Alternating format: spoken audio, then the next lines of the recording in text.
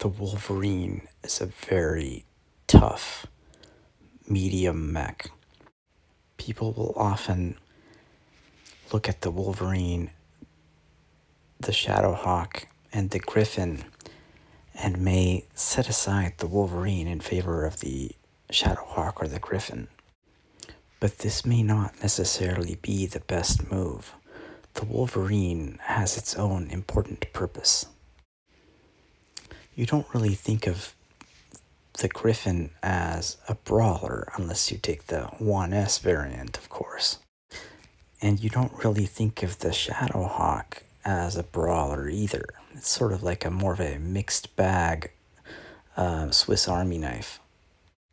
But the Wolverine is more of a close-range knife fighter brawler. And its jump jets allow you to get those back shots. Whereas on the Shadowhawk, the jump jets, it doesn't have the same number of jump jets, so it's more of a hill climber maneuvering type jets. If you're playing a large battle value game, the Wolverine is almost certainly never going to be like the main mech on the opponent's side.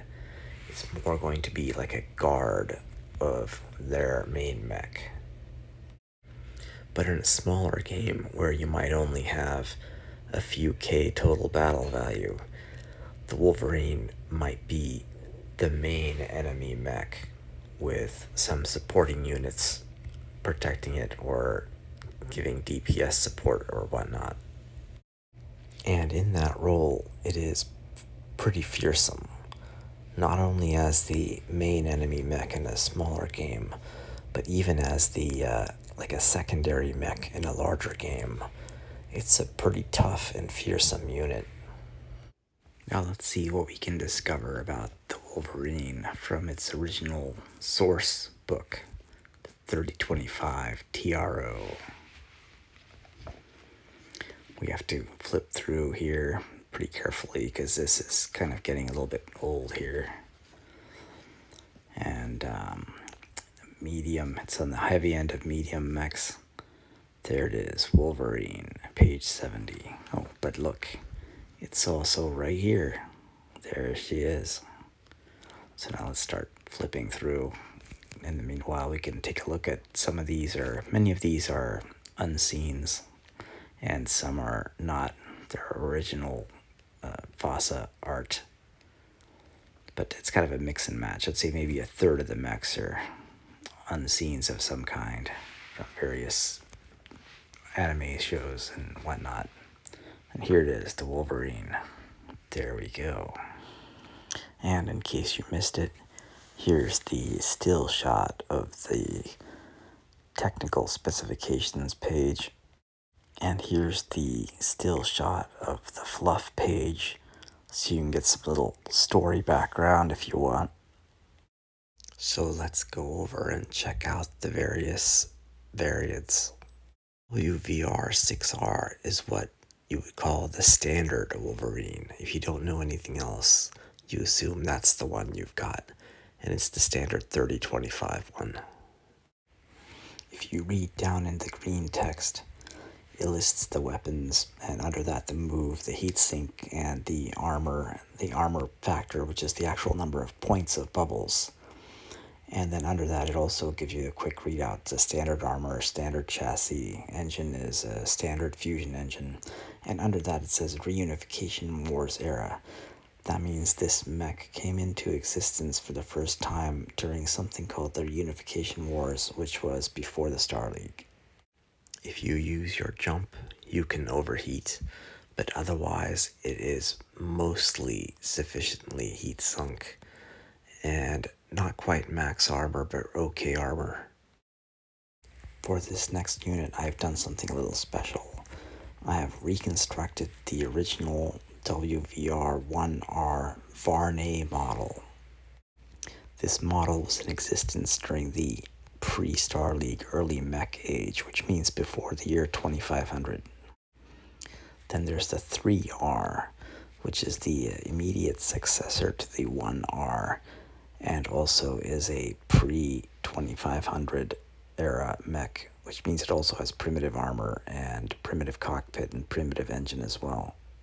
It effectively gives up on a little bit of armor and trades it in for an SRM-6, very similar to the 6R. And that's it for our ancient primitive tech variants. Now let's get into a slightly less ancient, so standard components. So everything now is compared to the 6R. So these are mostly 3025 compatible, with some Star League-esque and some like 3050 plus types.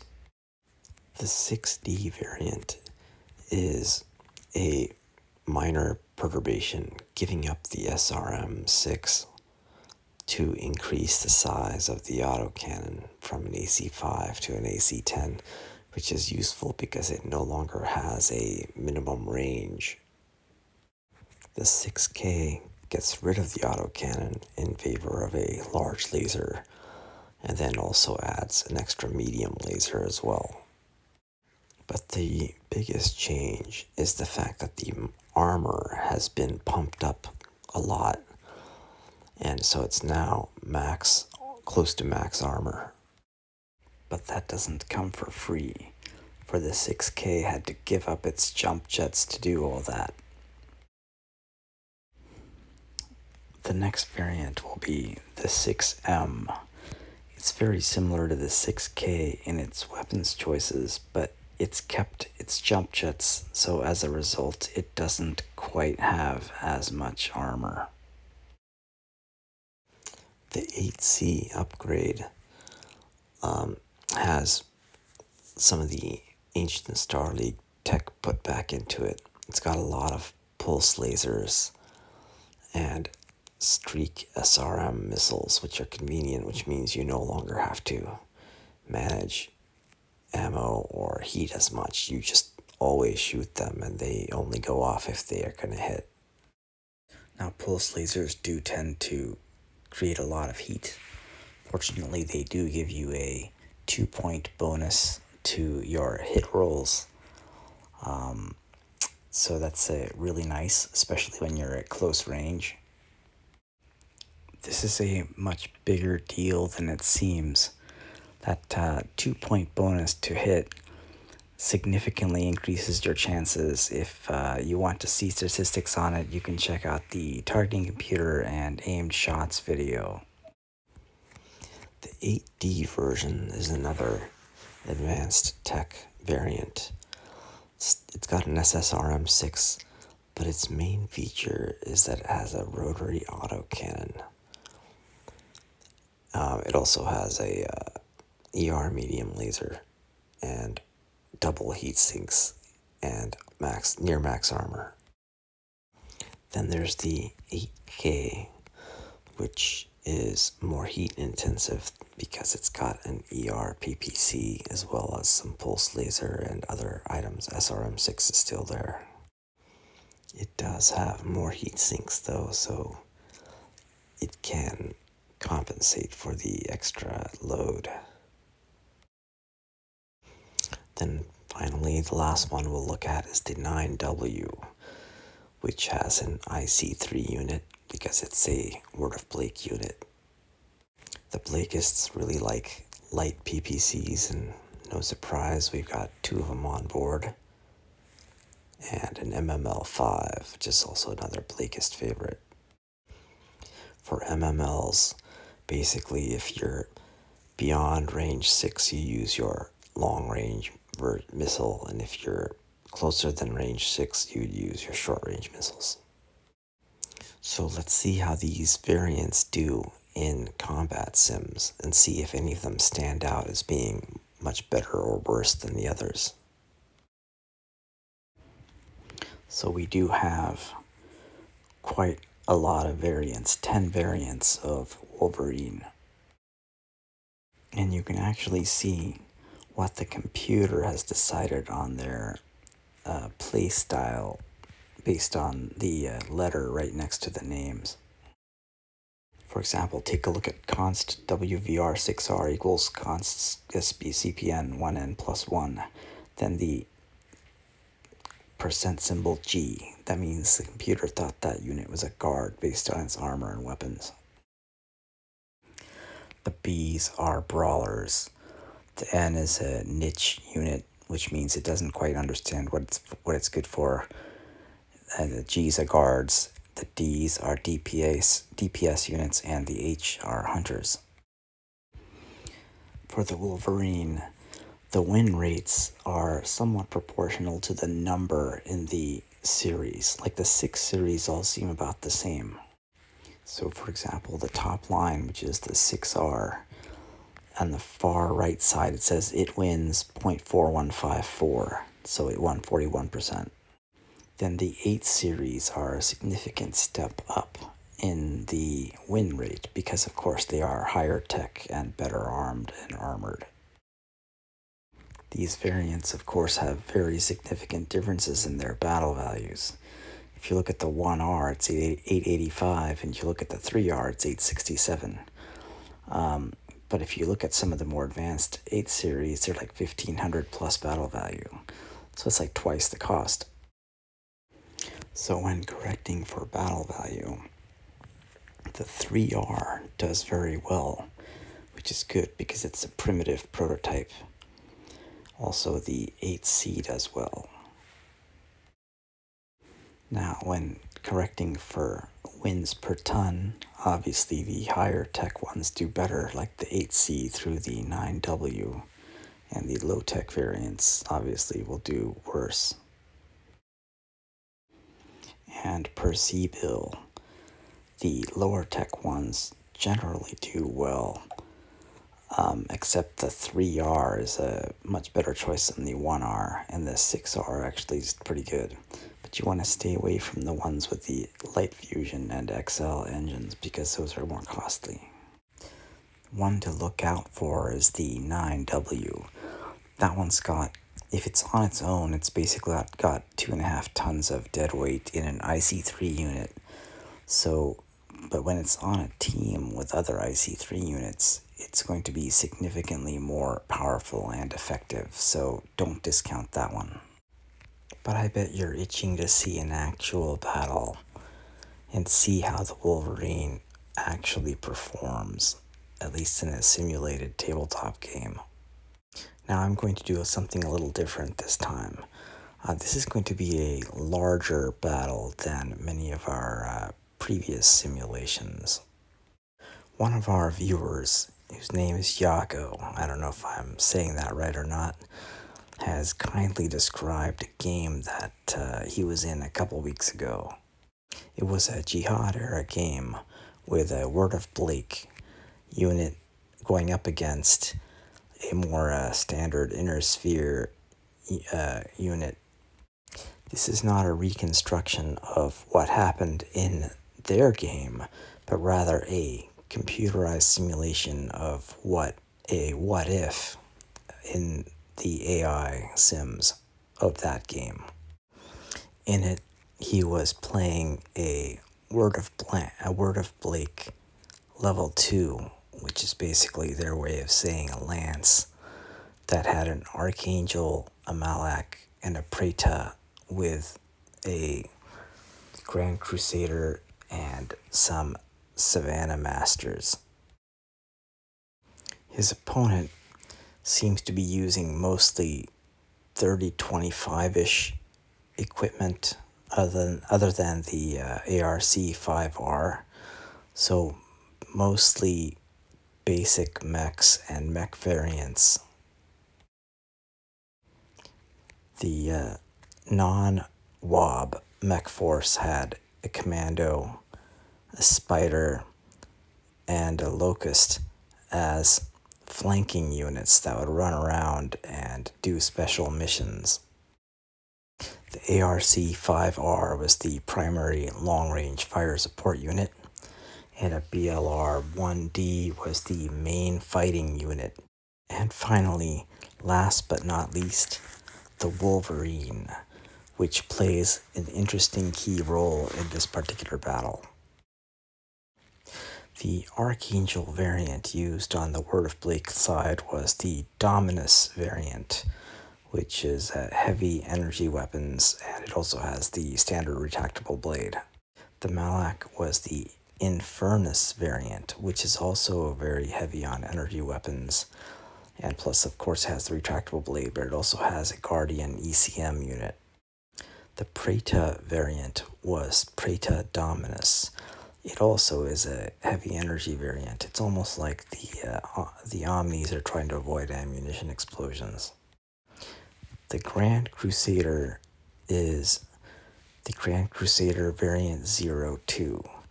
Now, if I was designing this lance, my personal pick would probably be the Grand Crusader variant 3, but Iago likes the variant 2, so that's his style.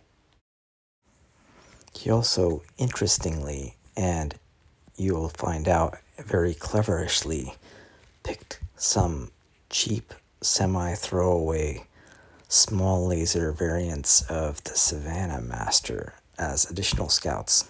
Now, I believe they used the Master Unit List site to pick their mechs, which in theory should give the correct battle value, except I think the Word of Blake side is actually a little bit stronger battle value wise, because I don't think the IC3 bonus is included in their calculations. Nevertheless, these two forces are still reasonably balanced, but it's very interesting in that one side is using the advanced tech from the Jihad era, and the other side is sticking mostly to 3025-ish type equipment. So enough with the chit-chat. Let's get into the dropships and drop to the battlefield. Now, I've upgraded the displays and narrative texts a bit since my last Sims, so I will spend the first turn describing the outputs here in detail. Now, I've been starting my forces off at range 20 from each other, so within the first turn, it's possible for the Savannah Masters to run over, and one of them manages to get themselves killed. If you look at the bottom left vehicle figure, the Savannah SL, there's some X's on its front, which is indicated by that little caret symbol, and then its right side is missing. Although later on I discovered that it was actually shot from the left side, so I think I might have the right side and left side damage flipped on the vehicle. Either that or in the narrative text I have left and right flipped in the text, but it doesn't really matter. It's just a minor bug which I'll fix for the next time around. In any case, you can see that the vehicle pilot was killed, which almost always happens unless the crew bails, because the moment the internal structure is compromised on a vehicle, the crew is killed. But ignoring that, we can look here and see the logic that the pilots are using, because I printed out in the reports down here. So first, Archangel's logic is brawl big. This means it's going to walk or run towards the largest battle value of a mech that the opponent has, but everyone will always target and shoot at whatever happens to be closest when it's time to shoot. So that's why it's actually targeting the locust, because the locust seems to have run up closest and is probably now getting targeted by everybody. Since I do a movement phase and a shooting phase, just like in the tabletop game, the strategy of brawl big or hunt last or whatnot, that is for the movement phase. And the idea is that sooner or later, as it gets closer to its intended target, it'll start shooting at its intended target. And how you can tell this is, take a look at the top left where the Archangel is indicated and drawn up. Right after the word Archangel underscore, there is an F in brackets and then an F. That means whatever it's targeting is seeing the Archangel's front that's in the brackets, then it is targeting the front of the LCT. And you know it's targeting the LCT because right above that are the letters LCT. So the Archangel is targeting the front of the locust, and the locust is targeting the Archangel's front, or has the front of the Archangel in its arc.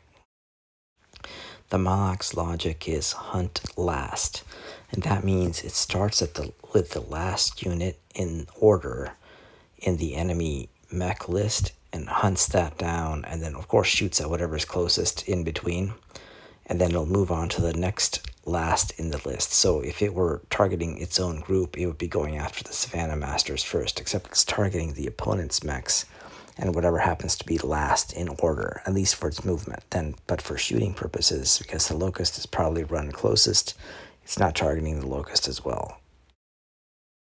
The Preta is programmed to snipe near, and what this means is it will find whatever the nearest mech is and will snipe at it from range, trying to stay out of range so that it doesn't take any return fire.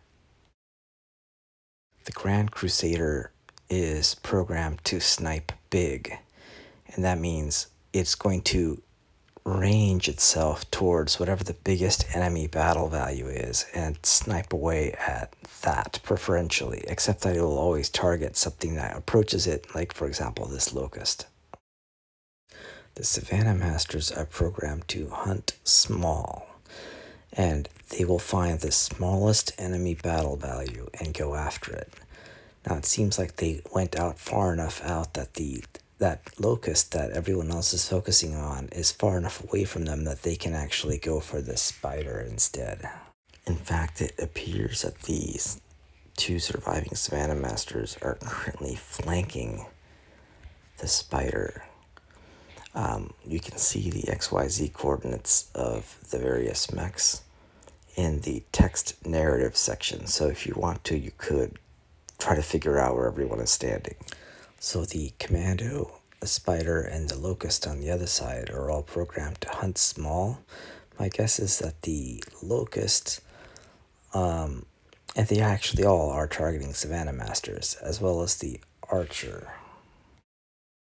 The Archer is meant to snipe big, but probably the Savannah Masters zoomed in so close that it switched targets to shoot at the Savannah Master, wasting its ammo. But it does have an ER lasers too, so it's not only ammo. The Battle Master and the Wolverine are both programmed to brawl big, which means they will walk or run towards the largest battle value enemy unit, no matter what it is, but they will always shoot at whatever is closest to them. So that's why they are actually shooting at Savannah Masters, even though they're probably moving towards the enemy Archangel. Now the AI isn't that smart that it knows not to overkill, so all those enemy mechs from side B were targeting that one same Savannah Master and just completely blew it away. The standard inner sphere side did not seem to get hit by much, but did do a bunch of shooting. So there may have been some firing towards these mechs, but nothing connected, because I only show shots that connect. Now I already showed the mech diagrams from the end of this turn, but just to review it, one of the Savannah Masters got blown away and nothing else really got scratched. Now that I did a detailed explanation of some of the diagrams and etc., I'm going to go faster on future turns. Now, it is interesting to note that in the real game, Yago sent his Savannah Masters in a brilliant fashion behind the enemy Battle Master. The enemy Battle Master probably did not want to get shot at from the back by the Savannah Masters, so it turned and dispatched the Savannah Masters, but in doing so exposed its backside to the Archangel and the Grand Crusader. That was the end of that Battle Master, leaving only the Wolverine as the solo brawler type figure on the non-Word of Blake side. Let's see if our Wolverine in the computer sims has a similar heroic fate. So turn 2. The Archangel and the Malak have taken hits, And on the standard inner sphere side, the Wolverine seems to have taken the brunt of a barrage of hits and is left with the mission of trying to stand up. Probably it took more than 20 damage and failed the piloting role. Looking at the narrative from this turn 2, the Archangel was hit with a medium laser and an AC-10, and the Malak was hit by a PPC, and otherwise not much else.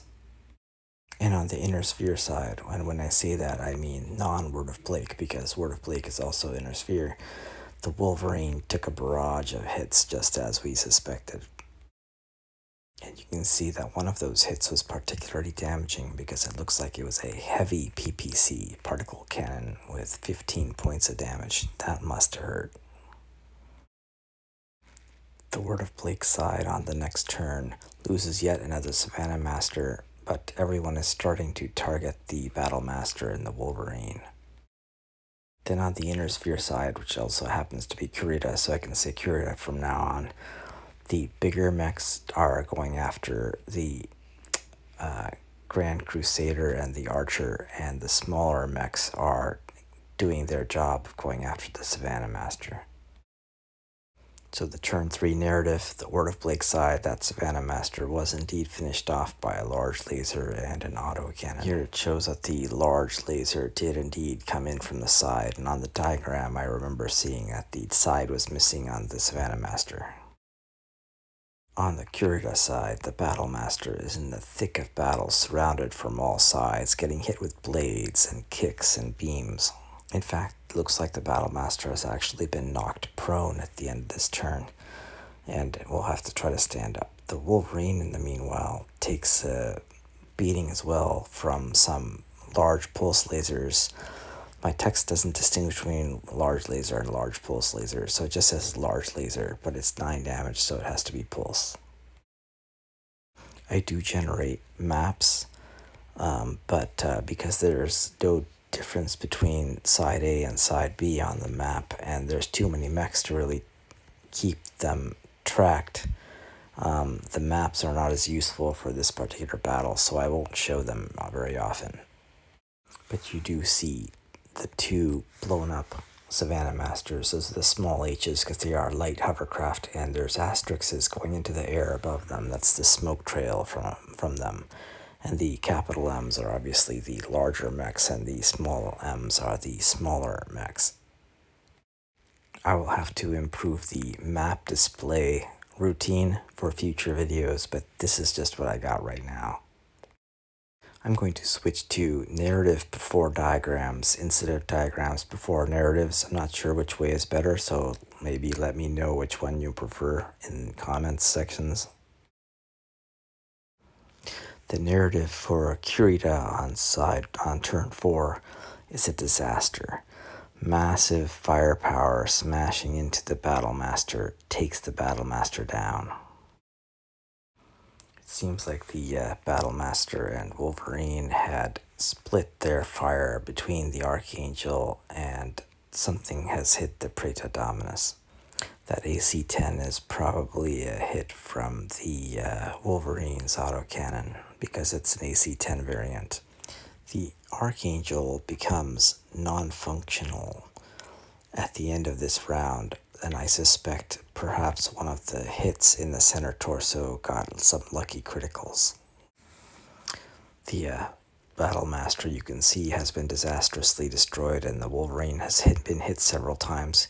You can also see that the Wolverine is under enemy ECM, but fortunately it has no systems that could be affected, so it doesn't matter. On Team Word of Blake, the Archangel is only lightly scuffed at the end of turn 4. The Malak has taken some serious damage to a leg and an arm. The Praeta has lost most of its armor in the center torso, but it hasn't actually gone through yet. That's what the X means, the capital X. The Grand Crusader has lost a little bit of armor on one of its arms, and the last remaining Savannah Master has lost some of its front armor. The narrative shows how the Wolverine is now the primary target of the enemy force, everyone focusing firing on that Wolverine. The Archangel is printing as non-functional in the narrative. Unfortunately, I do not show criticals in the narrative or the maps right now. And the only way I can explain this is if it actually got an unlucky center torso critical. And since we've got a friendly ECM indicated, it means that several mechs are inside a friendly Guardian bubble. This doesn't do anything for them though in this particular battle, but I do indicate it here in the narrative. So both the Battlemaster and the Archangel are down now. This could be a pivotal moment in the game. On Team Kurita, the Archer is in very good condition. The Wolverine is smashed up and the light support mechs are generally untouched. The Wolverine has taken over its role as the primary brawler for Team Kurita, and as you can see, it is the focus fire target of almost the entire enemy force. On Team Word of Blake, the Malak gets hit by the Wolverine's autocannon, and everyone else so far is spared. Looking from the diagrams, it looks like the Preta is split up from the Grand Crusader and the Malak, who are engaged the Wolverine at close range.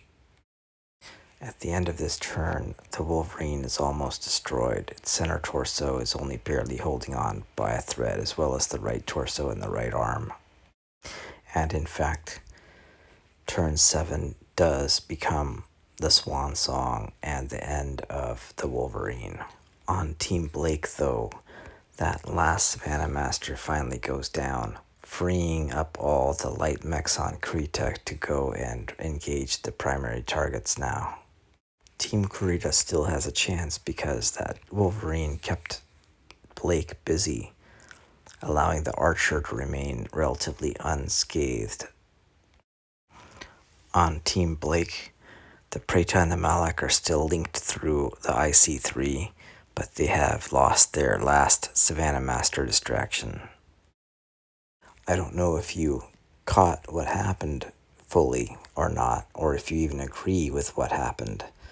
But basically, when the Battlemaster went down, the Wolverine became the primary meat shield for the Archer and the lighter mechs. And this crystallizes the purpose of the Wolverine. The Wolverine's purpose in a large battle is to be destroyed, but to be destroyed in a heroic fashion, saving the team. Now, this battle did go on for a while, out to around turn 20 or so. I won't go through every single detail on every single turn, but effectively, the Archer manages to dispatch the entire side of the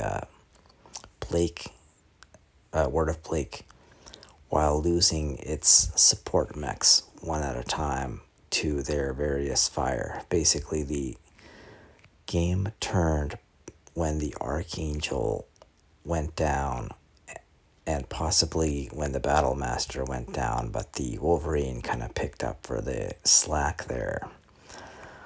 So what really determined this game? Was it the unlucky loss of the Archangel? Possibly so. I've actually run this battle several times, and 4 out of 5 times the Word of Blake wins this battle, and 1 out of 5 times the Kurita wins this battle. And why is that? I think it's partly because of the mismatch in battle value. But you see that the Locust and the Archer managed to squeak by here, which is pretty amazing. Locust is a pretty fragile unit, but the Archer started taking the brunt of the hits, but it is a quite heavily armored unit by itself too. So to close down our discussions about the Wolverine, along with the Longbow and the Goliath and a few other similar mechs, didn't quite make the back of the Battle Droids box, but it is still one of the first mechs of Battletech. And this means you can get various scale model kits for it, either 1/48th or 1/72nd, and here it's comes from Dougram as the blockhead, but that's not the only option for you. You can also get it as Talos from the Revell Robotech Defender series. Note that this mech does not exist in the Robotech as the copy of Macross. This is a Dougram mech, but Robotech Defenders, it even has the same font as the Macross Robotech, but it's completely unrelated.